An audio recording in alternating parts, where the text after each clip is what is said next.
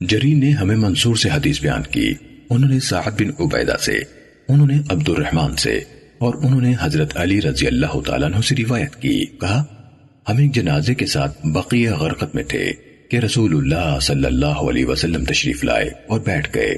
ہم آپ صلی اللہ علیہ وسلم کے ارد گرد بیٹھ گئے۔ آپ نے اپنا سر مبارک جھکا لیا اور اپنی چھڑی سے زمین کو ریزنے لگے جس طرح کے فکر مندی کے عالم میں ہوں۔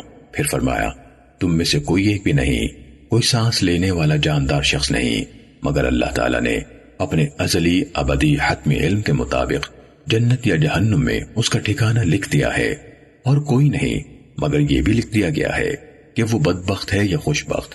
کہا تو کسی آدمی نے کہا اللہ کے رسول، کیا ہم اپنے لکھے پر ہی نہ رہ جائیں اور عمل چھوڑ دیں؟ تو آپ نے فرمایا جو خوش بختوں میں سے ہوگا تو وہ خوش بختوں کے عمل کی طرف چل پڑے گا۔ پھر آپ صلی اللہ علیہ وسلم نے ارشاد فرمایا عمل کرو، ہر ایک کا راستہ آسان کر دیا گیا ہے۔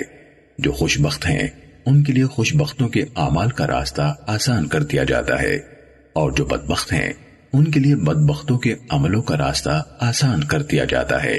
پھر آپ صلی اللہ علیہ وسلم نے تلاوت کی، بس وہ شخص جس نے اللہ کی راہ میں دیا اور تقوی اختیار کیا اور اچھی بات کی تصدیق کر دی تو ہم اسے آسانی کی زندگی تک پہنچنے کے لیے سہولت عطا کریں گے، اور وہ جس نے بخل کیا اور بے پرواہی اختیار کی اور اچھی بات کی تکذیب کی تو ہم اسے مشکل زندگی تک جانے کے لیے سہولت دیں گے۔ صحیح مسلم حدیث نمبر 6731۔